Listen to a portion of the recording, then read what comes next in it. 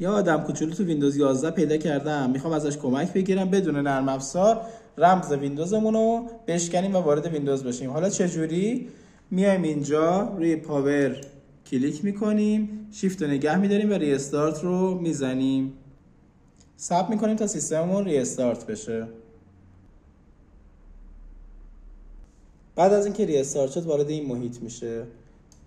گزینه سوم انتخاب میکنیم، ادوانس آپشن، کاماند پرامپت. حالا اینجا باید شروع کنیم به تایپ دستورات مورد نیاز. اول باید بدونیم که درایو ویندوزمون کدوم هستش، که درایو دی من اینجا ویندوز هست. دی 2 نقطه وارد درایو ویندوز میشیم. بعد باید وارد پوشه ویندوز بشیم. سی دی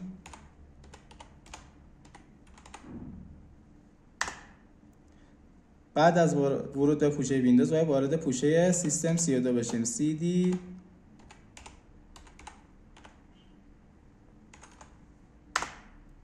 خب حالا وارد شاخه اصلی تمام برنامه‌های ویندوز شدیم.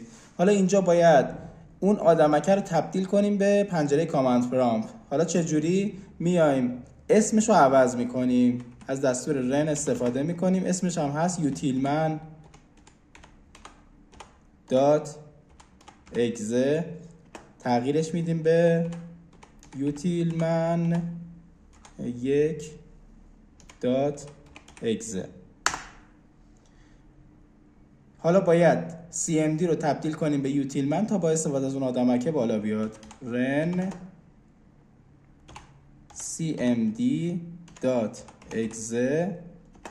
به utilman.exe.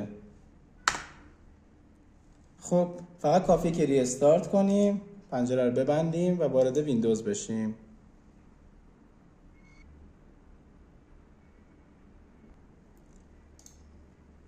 خب میایم از این آدمکه کمک میگیریم. حالا اگه روش کلیک کنیم پنجره کاماند پرامپت برامون بالا میاد که اینجا میتونیم با استفاده از دستور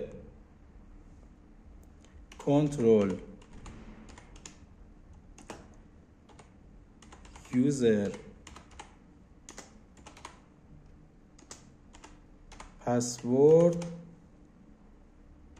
Z2 پنجره کاربری هامون رو باز کنید و هر کاربری که دوست داشتید، مثلا همین کاربری که هست رو رمزش رو ریست کنید، حالا خالی بذارید بدون رمز و اوکی.